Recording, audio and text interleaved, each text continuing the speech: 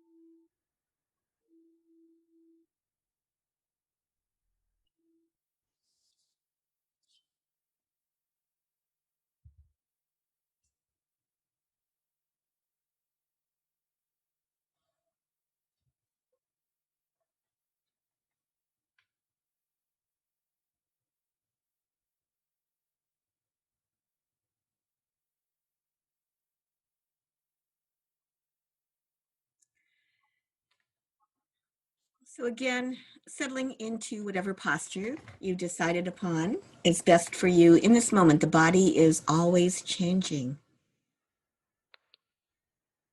The body's always changing. So whatever works for you best at this moment,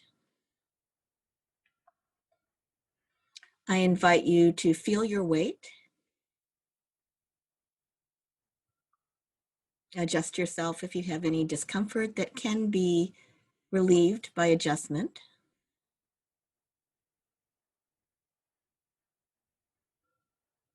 And perhaps just taking a few deep breaths or not, closing the eyes gently or leaving them open to allow some light in from the room with a soft, unfocused gaze.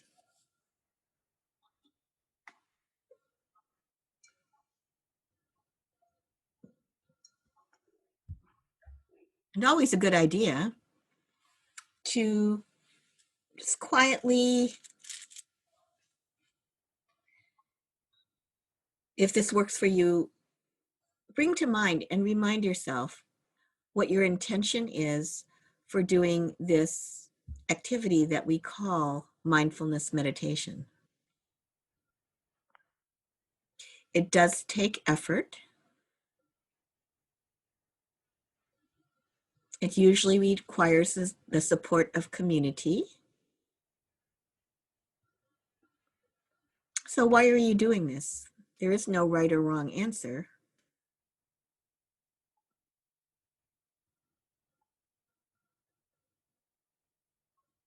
What is your reason? What is your motivation?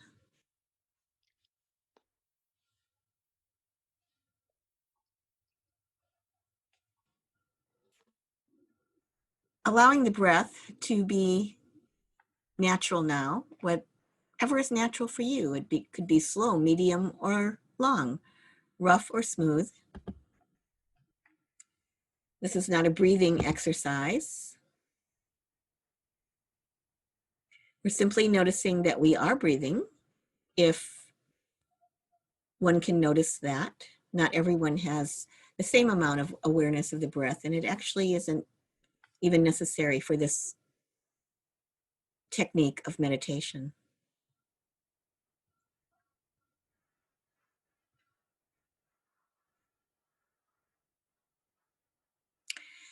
You might begin by, now that you've settled into your meditative posture, you might begin by listening. What sounds do you hear?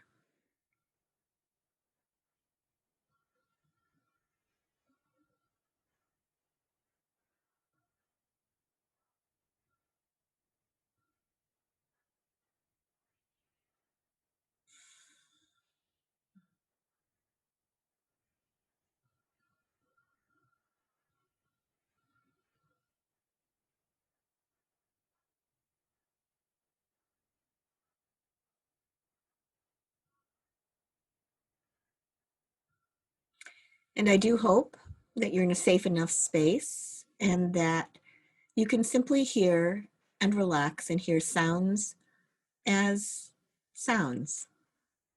They're vibrations in space, and they come and go. Louder, softer. They have a certain duration.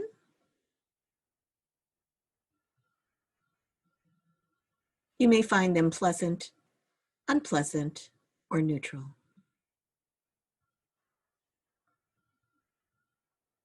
Notice and observe with kindness. Kindness to whom? To yourself.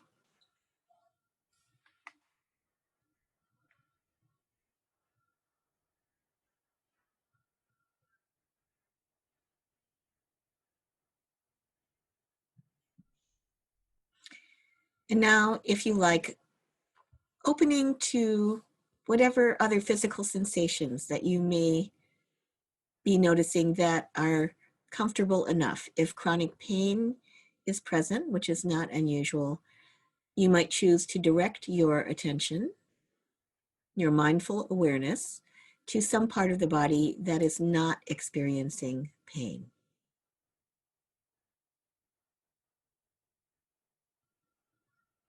So what do you notice? What do you observe with kindness? Heaviness, lightness, tingling, warmth, coolness, expansion, contraction.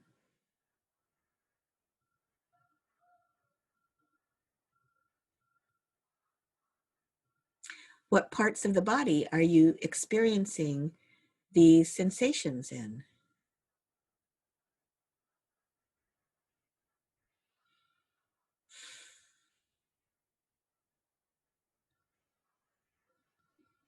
And if you like, you can stay with noticing any sensations, or, and only if this works for you, you're invited to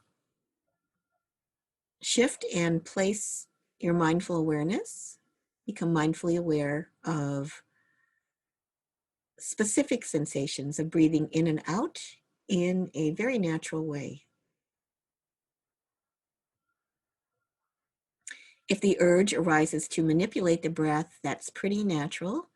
Try to relax, let it go.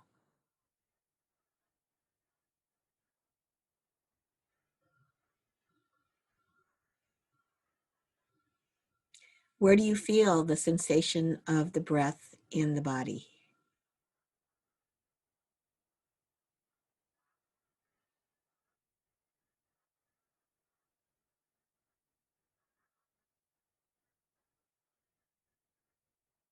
And relax.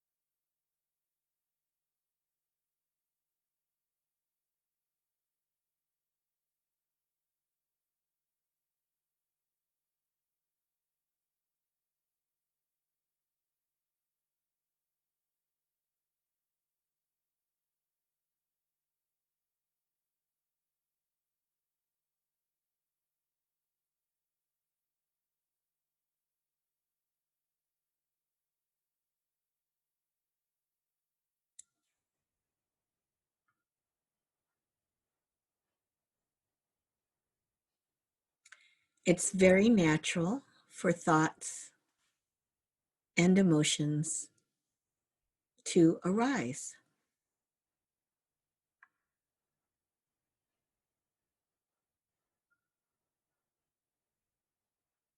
Whatever you're experiencing now is part of being a human being.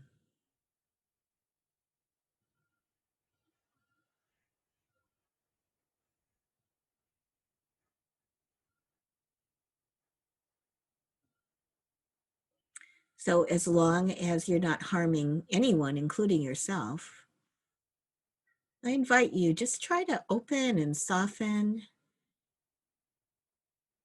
Sometimes people say accept.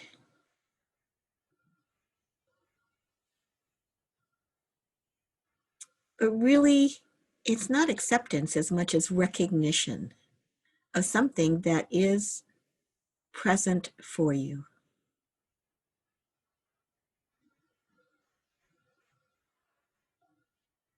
You're not alone.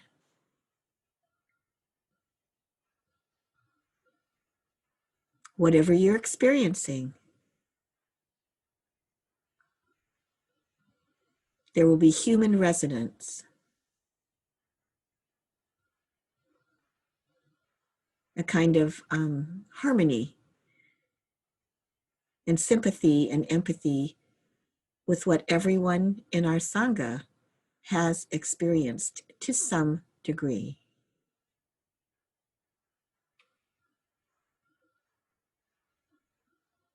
So if you like, I invite you to feel that connection.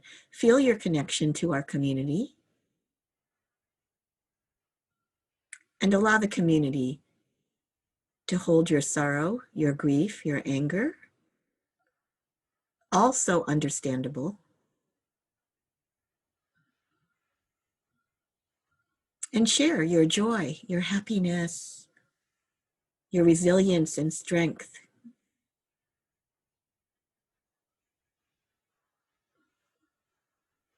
The richness of your ancestry. Share those with the rest of us here.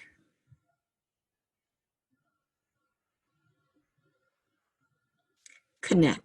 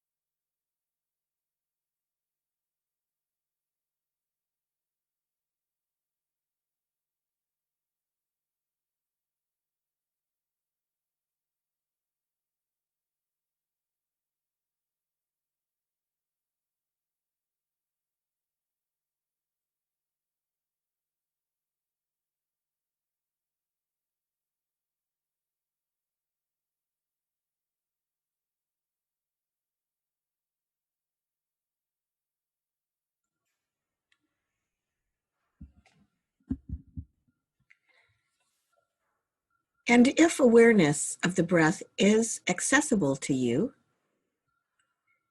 you're invited as you breathe in naturally to notice areas of tension in body or mind.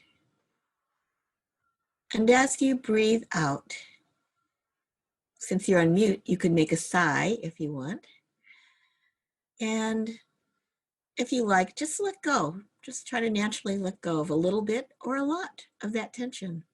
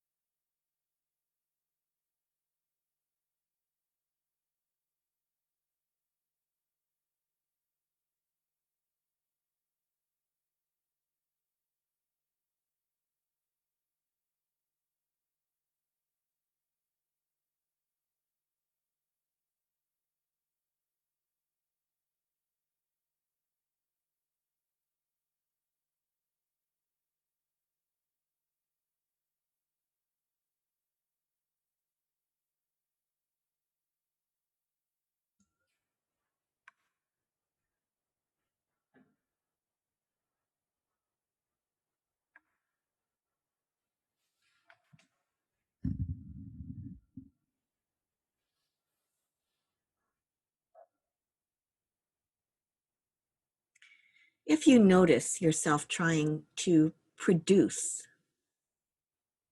a particular state of body or mind,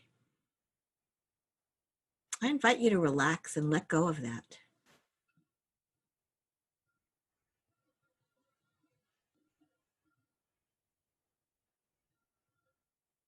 We don't necessarily become calmer or more this or more that from meditation.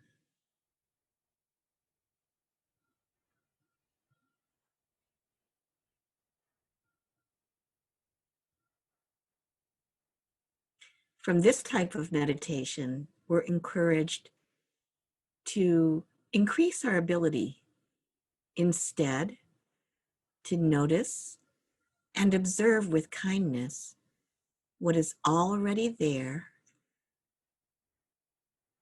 what's changing,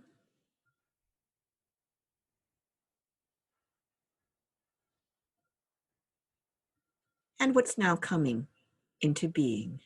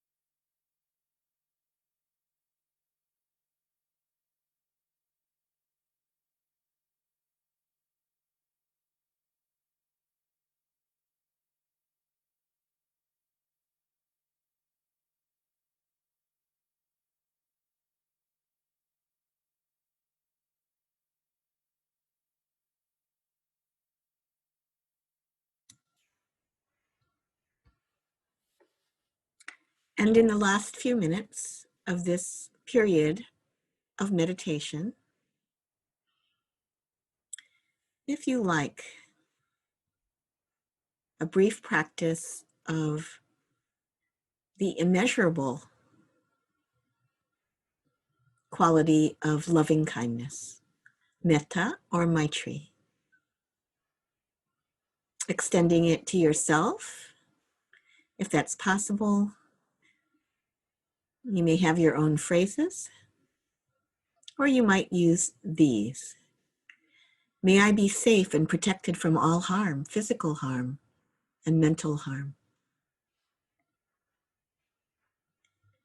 May I enjoy well-being.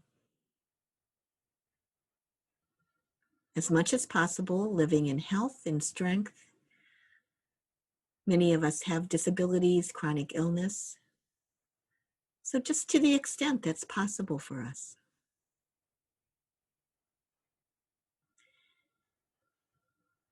May I be peaceful. May I be happy and know the causes of true happiness. May I live with more joy, and may I live with more ease.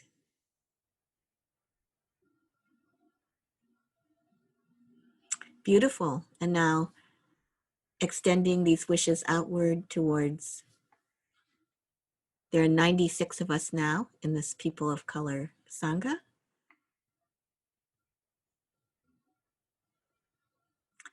And outwards from the physical direction that you're in every direction, north and south, east and west, northeast and southeast, northwest and southwest, in the direction above and in the direction below, extending infinitely out from you, from your heart.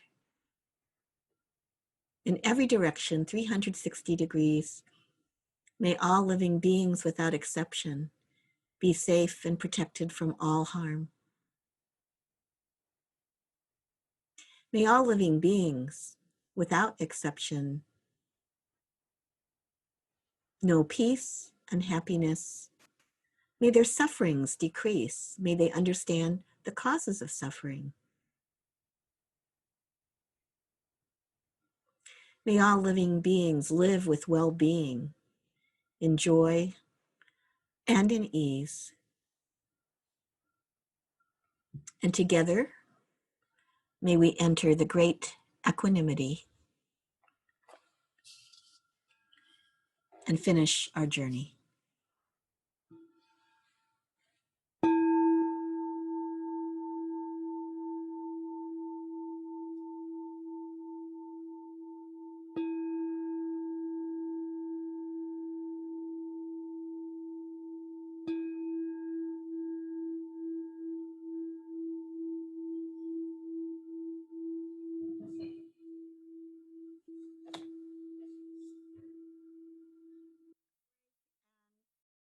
We'll now have the Dharma Talk and time for some Q&A, which can also be insights Q&A, because you're all teachers, you're all leaders, and together we form a learning community, and we learn and we grow together. In fact, in terms of the Dharma, there is no such thing as an individual. We're always influencing one another. So thank you. I'll start with a favorite quote, which blew up on the internet when the pandemic really hit the United States, from one of my favorite activists, Sonia Renee Taylor, of The Body Is Not an Apology. And Taylor says, we will not go back to normal. Normal never was. Our pre-corona existence was not normal, other than we normalized greed, inequity, exhaustion, depletion, extraction, disconnection, confusion, rage, hoarding, hate, and lack. We should not long to return to that, my friends. We are being given the opportunity to stitch a new garment, one that fits all of humanity and nature.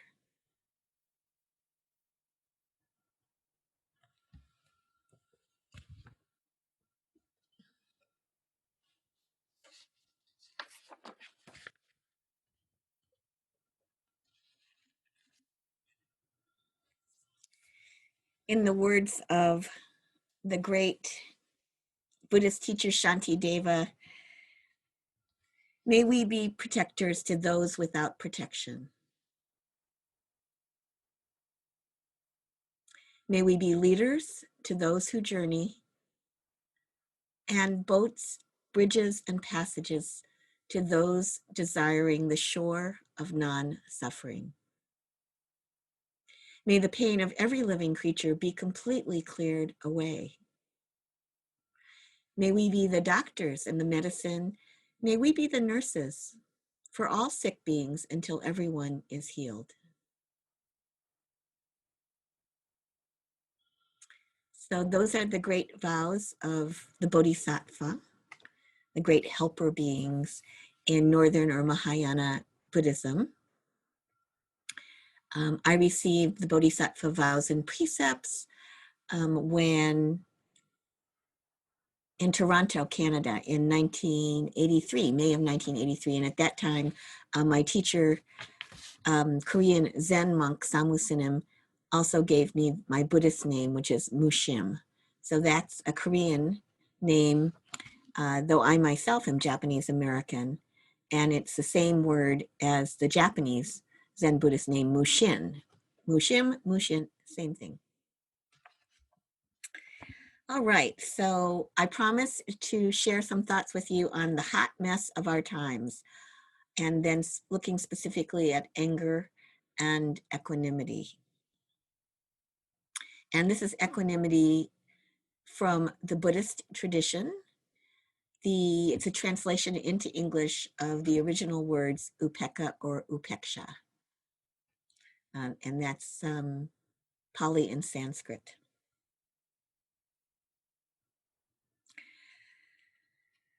Equanimity is steadiness of mind, unshakableness, imperturbability. And that's a quote from an article by someone named Peter Dubinin in Tricycle Magazine, the Buddhist Review. So steadiness of mind, unshakableness, imperturbability.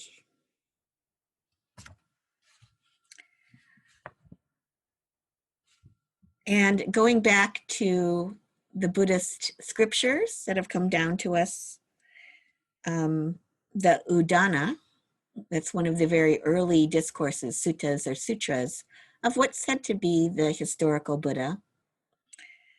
Udāna means inspired utterances of the Buddha. So he got all inspired and he uttered something, it is said. This is translated from the Pali by my friend Jeff DeGraff Tanasaru Bhikkhu.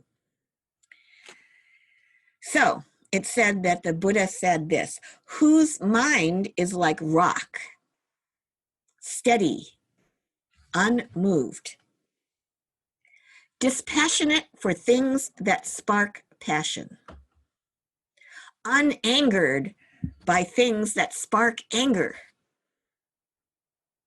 When one's mind is developed like this, from where can there come suffering and stress?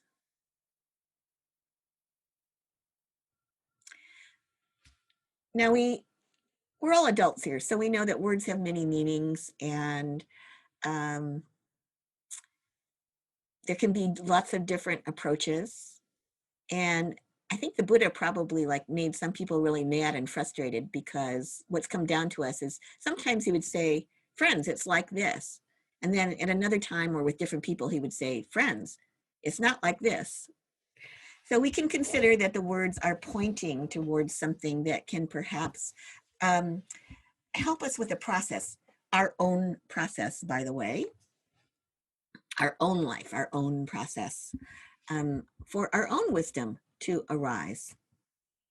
And I think this is a pretty good quote from whose mind is like a rock.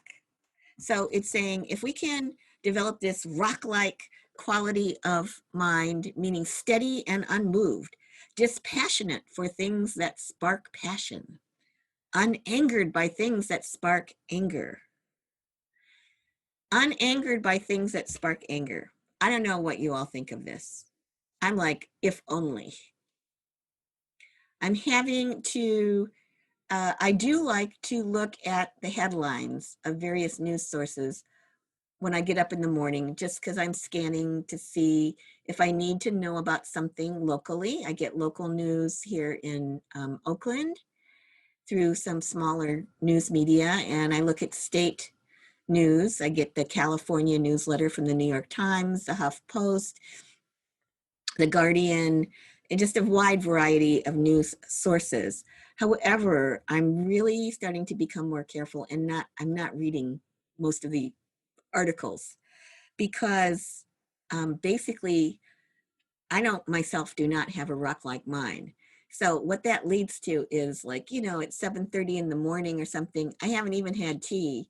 And really it projects me. I can just feel adrenaline coursing through my body. And I'm just like, WTF. And then I read another article or look at, and I'm like, what? What? The government did that? And then I read another one, I'm going, no effing way. Like, man, really? And I'm already starting the day. I'm a wreck. And so no rock-like mind there, folks. And lots of suffering and stress.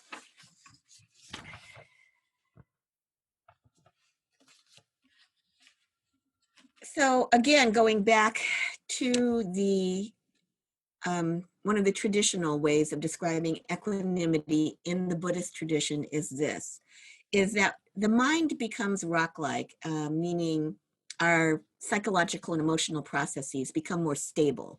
It's not rock-like,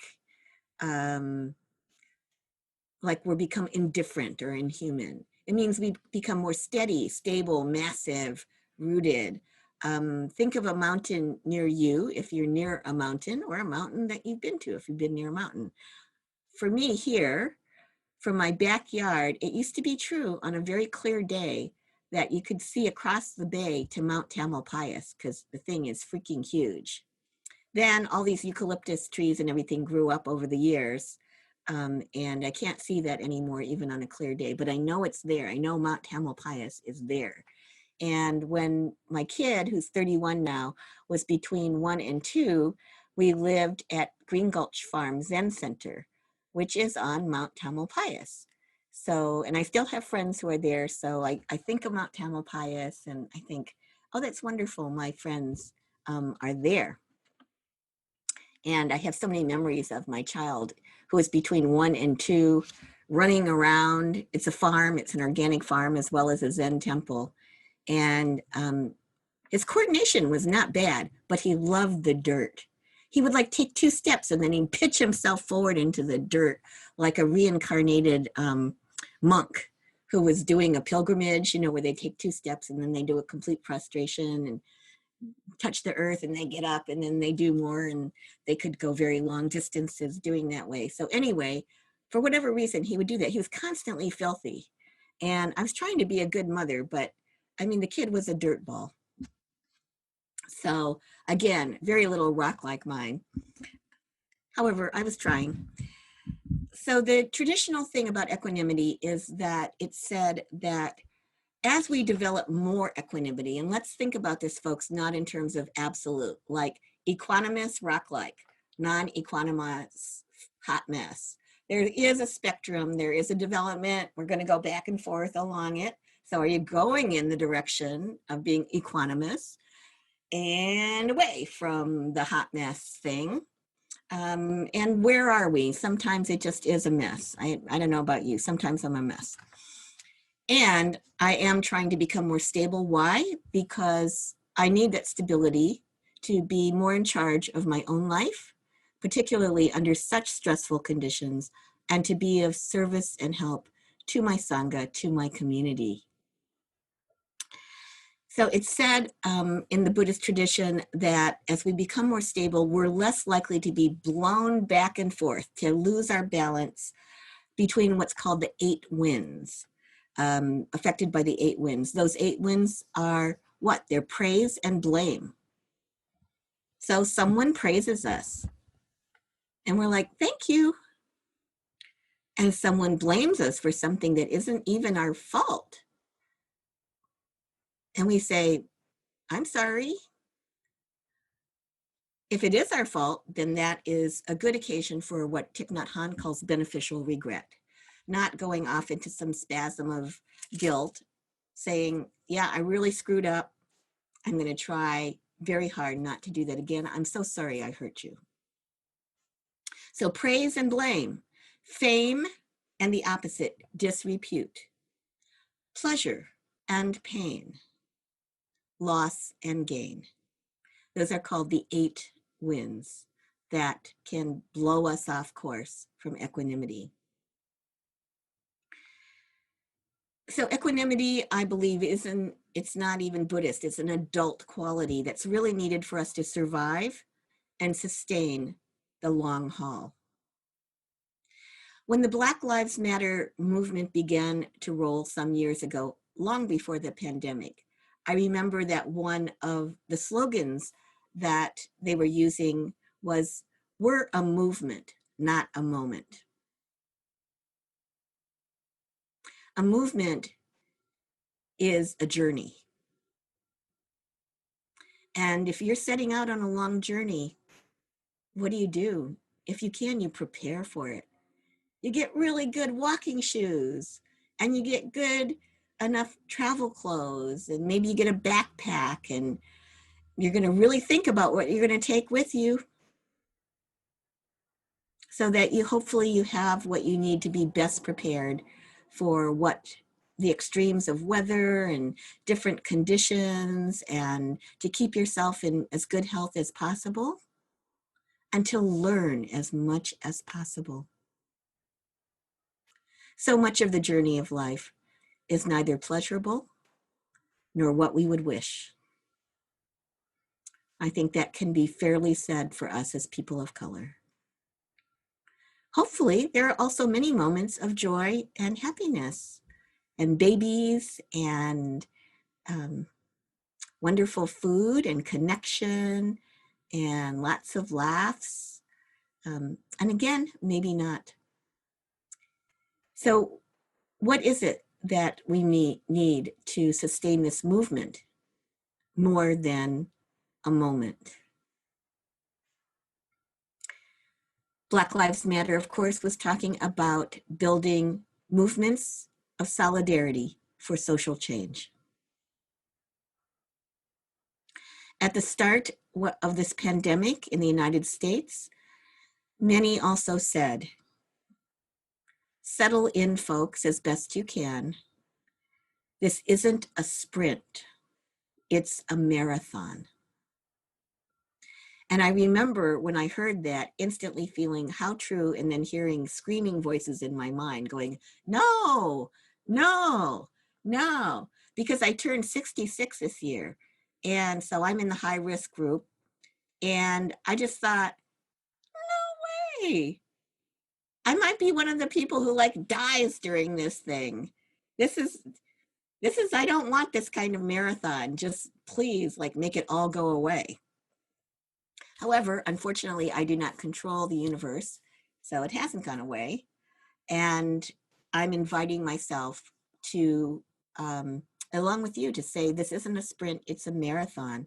So how can we raise our resilience and our equanimity as individuals, as collectives, as members of not just the human family, but the family of all living beings on this planet? So saying that this is a sprint, it's not a sprint, it's a marathon. These are wise and mature words. They are not invitations for us to go to sleep, become passive, roll over. They're not an invitation not to make an action plan to deal with a confluence of crises that in some of the psychotherapy trauma-informed circles, the times we're in are being called a high intensity global activation event. That's in caps. High intensity global activation event. So activation in terms of trauma means, it could mean a range of trauma reactions: fight, flight, or freeze; hyperarousal, which means that we're always switched on. Our nervous system is on. We're nervously scanning for imminent danger and threat, which of course means we can't sleep and just become a nervous wreck. Or hypoarousal, which means we're disconnected, checked out, and switched off, and we can't arouse ourselves appropriately to deal with the crying child, the pot that's boiling over on the stove, the crisis with our employment. There could be so many things that we need as best we can to give an appropriate response to.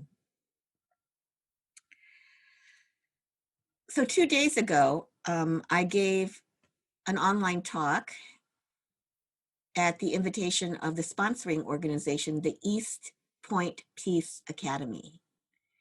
And if you haven't looked at their website, I invite you to take a look. They're very closely partnered with East Bay Meditation Center. One of their founders is Kazu Haga, and he is a member of the East Bay Meditation Center Sangha and author of a book that I'll show you in a few moments, which has been selling very well. He's a nonviolence trainer, called Healing Resistance. And so they invited me to give a talk. It's part of a series of talks, and the series is called Where Do We Go From Here? This is a question that's being asked in all of the activist circles I know, apropos of what Sonia Renee Taylor said. It was like, hell no, we don't want to go back to normal. Normal was terrible for us as people of color, as people with disabilities, as members of the LGBTQIA2+ community, as members of any community that's targeted for oppression. We do not want to go back to normal. We want to find a way to co-create something better. And so my talk was on mindful speech and was titled From WTF to Please Tell Me More. Mindful speech or skillful speech in a polarized world. And this is something that I've been thinking a lot about, because I know that, once again, anger, which as people of color we justifiably, understandably feel, anger and rage, yes, of course, these are normal reactions to the many injustices, the crushing traumatic injuries, microaggressions, all the way up to terrifying things that are been part of our community's realities for hundreds of years in different ways. And so, however, to ask who is, if we ourselves are consumed by anger, by hatred, by rage, which again would be a normal response to things we see, who is it really hurting the most? And that's an open question. I'm not actually fishing for an answer. It's your answer. It's your process. I know for myself, it's me. I would be harming my own health, both mental and physical health. I can actually feel my blood pressure rising, and I've got strokes in my family, and I don't want to go that way. I really don't. So I don't have to become some preternaturally calm, mythical Buddha-like presence. like, I am not affected by praise or blame or fame, or disrepute. Of course I am. However, I can understand my own reactions to things and understand that what will be helpful to me and my community and what will not. That's kind of a bottom line. Those of you who are parents, guardians, grandparents who are in charge of young people, what will help us be the safe refuges, that the safe harbors that children and young people need us to be for them? Not perfectly, good enough beacons of safety and helpfulness in helping them to prepare them for the journey of their lives. If we're constantly consumed by anger and rage, pretty hard to be available to that wonderful new life, that younger person. So during this talk that I just gave, I spontaneously came up with a mindfulness slogan: slow down with mindfulness in order to open up. What are we opening up to? To more information that might help us to be strategic in our liberation movements. And if we speed up, then that's in order that what's going to happen is we'll shut down by rushing forward on unexamined assumptions, according to habit energies in fits of, again, very understandable rage, but rage that may cut us off from learning more about those who are very different from us. I'm not against rage. It's energy, just as anxiety and fear is energy. And we can learn to use these energies as fuel to reach our goals. Now, you can't reach a goal unless you know what it is. So I don't know what your goals are. That's for you to refine. What are your intentions? What are your goals? I did mention that I took these very horrible bodhisattva vows in 1983 in Toronto. So my goal, along with His Holiness the Dalai Lama and all of those who've taken the bodhisattva vows and precepts, my goal is this very tiny goal, which is to help to deliver all beings from suffering. And not only that, to keep returning lifetime after lifetime after lifetime until the great work is accomplished. I often wonder why I took those vows, but I just wasn't as smart as I am now. So too late. So is rage the only fuel that will help us to stay the course and complete the journey? Or will we burn out? How do we stay the course? Congressperson John Lewis, civil rights leader, died a few days ago on July 17th. Today is July 30th in the year 2020, or as one of my friends said, year one of the plague. The New York Times published the last essay Congressman Lewis wrote shortly before his death. It was his letter to all of us. And in it he said, and we don't have to agree with this, in it he said, democracy is not a state, it is an act. He also wrote, voting and participating in the democratic process are key. The vote is the most powerful, non-violent change agent you have in a democratic society, which we may not have. You must use it because it is not guaranteed. You can lose it. John Lewis also says, you must also study and learn the lessons of history. And I do believe this. I've been quite close as a younger person to survivors of the Shoah or the Holocaust in Europe, because humanity has been involved in this soul-wrenching existential struggle for a very long time. People on every continent have stood in your shoes through decades and centuries before you. The truth does not change, and that is why the answers worked out long ago can help you find solutions to the challenges of our time. Continue to build union between movements stretching across the globe. So this is a call for international, across the lines of nations, solidarity, because we must put away our willingness to profit from the exploitation of others. I'm an American citizen. I was born in Cleveland, Ohio. I've been a citizen of the United States for 66 years, a little more than that. And as a citizen of this nation, I acknowledge the harm that the government of this country has caused, including to the indigenous peoples of this land and to many people like myself. I'm Japanese American. I don't need to say more.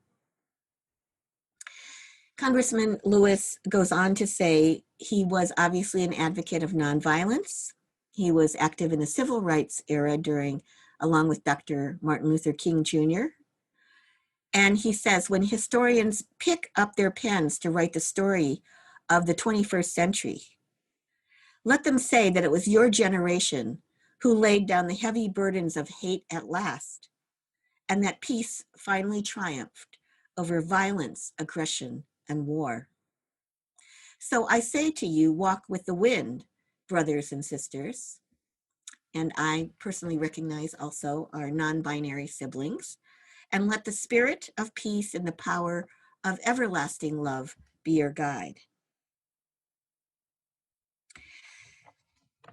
So this is me. We do not necessarily, all of us, have to subscribe to philosophies and trainings because they do require long, hard trainings of nonviolence.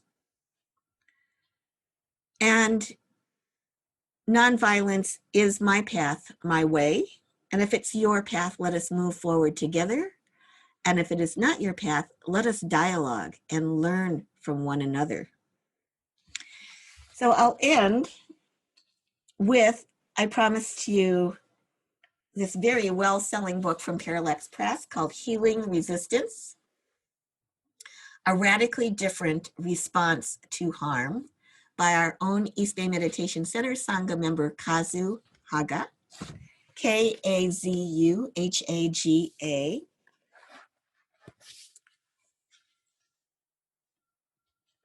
And I'll just egocentrically share with you, I appear in one of the footnotes as his meditation teacher on page 140.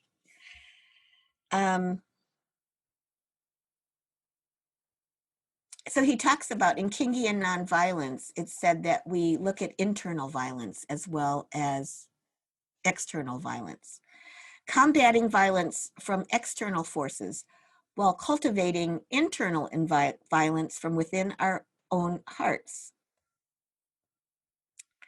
Might feel like fighting on too many fronts at once. Accepting that suffering, Haga says, by choosing and volunteering for it gives us a different relationship to it. Instead of fighting it and resenting it, it can become redemptive. And then he says, whether we are recruits for the Navy SEALs going into Hell Week or meditators going into a mindfulness meditation, Vipassana retreat, we know there is going to be suffering involved. We accept that suffering because we know it serves a purpose and we will be stronger for it. There is no growth in comfort. It is through tension that we grow. There is no growth in comfort. It is through tension that we grow. So the footnote there is when he references the famous Hell Week of the Navy SEALs recruits. And he says, an infamous week of rigorous training where recruits are put through a grueling schedule, testing the limits of their physical and emotional capacities. I saw a documentary about it. My meditation teacher, Mushim, once told me about this and asked, if people are willing to put themselves through that much pain and that much training to learn to kill people, what are we willing to do to train people for peace? So, something to think about. That's just kind of my badass side coming out. I do come from a military family. So, we do have a few moments for your insights, your questions and answers, and perhaps I'll end this talk by once again repeating words from Shantideva. I had started with the text from what's sometimes called Shantideva's prayer. It's my favorite. So I'll go on. Just like space and the great elements such as earth, may I always support the life of all the boundless creatures. So I am a mommy. May we always support the life of all the boundless creatures. And until they pass away from pain, may I also be the source of life for all the realms of varied beings that reach unto the ends of space. For as long as space endures, for as long as living beings remain, may I too abide to dispel the suffering of the world. Thank you so much for listening.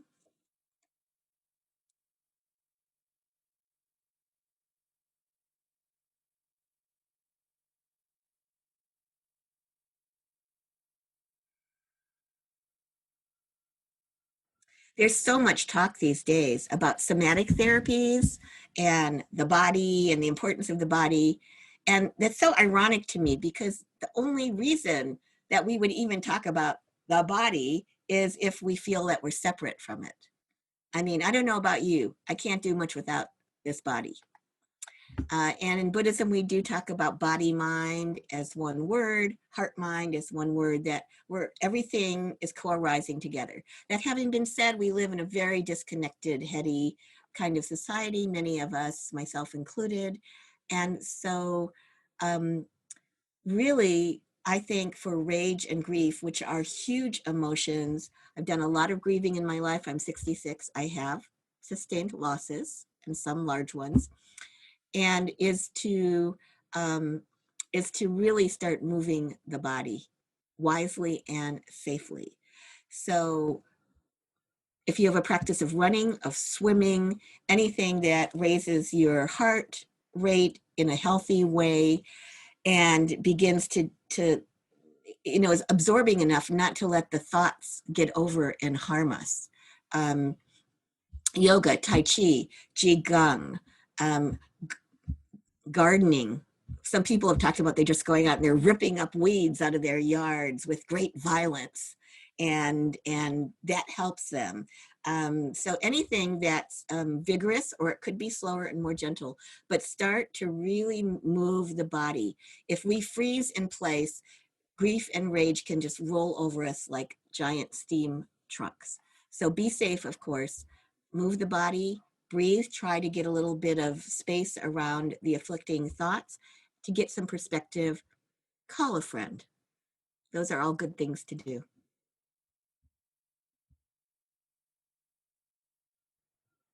And know that it will change.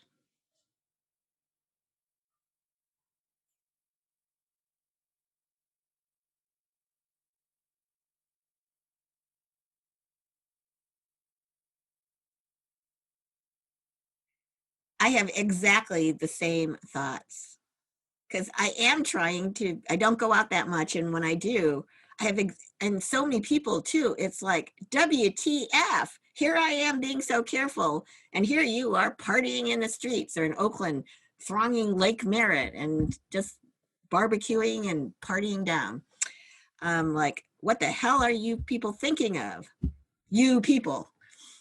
So that's the whole mass thing is huge right now, very understandably.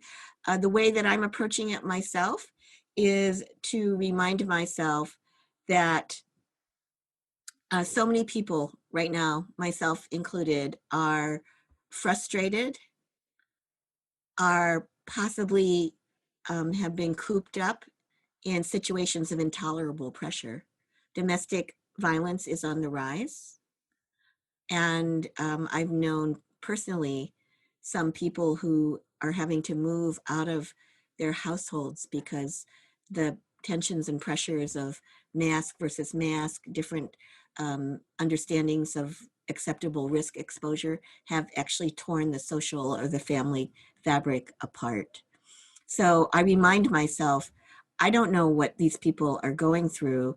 They may be so frustrated, they may be so exhausted, they may be so pressured that they have to get out and they have to have some even illusion of feeling of, I'm not wearing a mask, I'm running around in the street, I'm reclaiming my life, and I just need to do this in order to keep myself from completely losing it. So that may not be the case, and it might be the case with some of them. And so I want to extend to them the credit of the doubt that they are doing the best they can under circumstances that might be intolerable.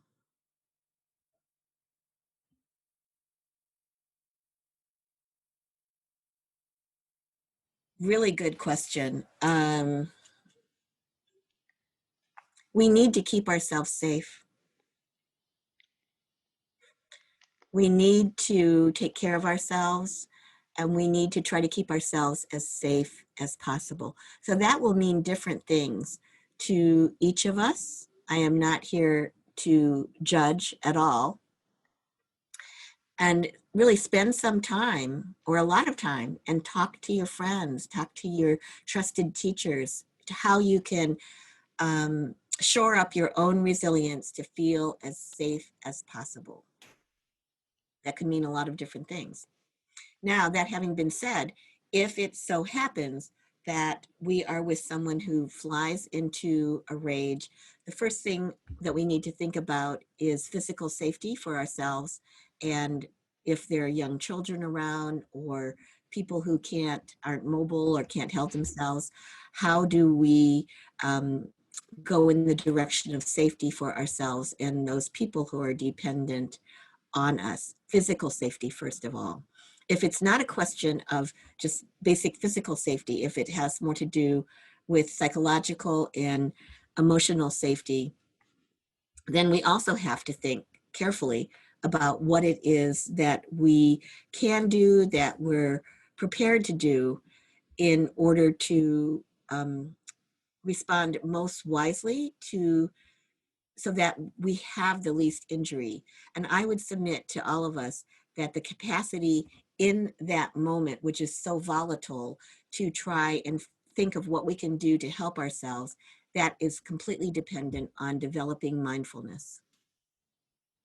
It's because what rage does is, at the animal level, it just sets off all of these alarms appropriately. So if we have mindfulness, then we're going to have that little intervention where we can, even very quickly, the trained mind can say, okay, what exactly is the danger here? Who or what is in danger? What is exactly the threat? So I do know a young meditator who began meditating when he was in his teens, and he went through a period, which is very common these days, of very high anxiety and some panic attacks. And so he trained himself when he was safe in his room, in his parents' home, and he felt this overwhelming fear and threat. He trained himself to say, fear is present, but no danger. We might also assess the situation with a rageful person and saying, fear is present and danger is present. There is danger.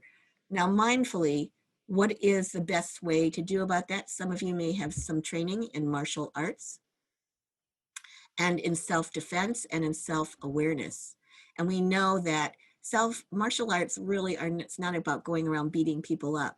It's about developing awareness so that, first of all, we can try to avoid or get away from dangerous people and dangerous situations. And if there is no recourse and we must stand and face whatever is there, then we're aware of what's happening even in back of us and around us, what resources might be available to us in a way that, once again, requires mindfulness.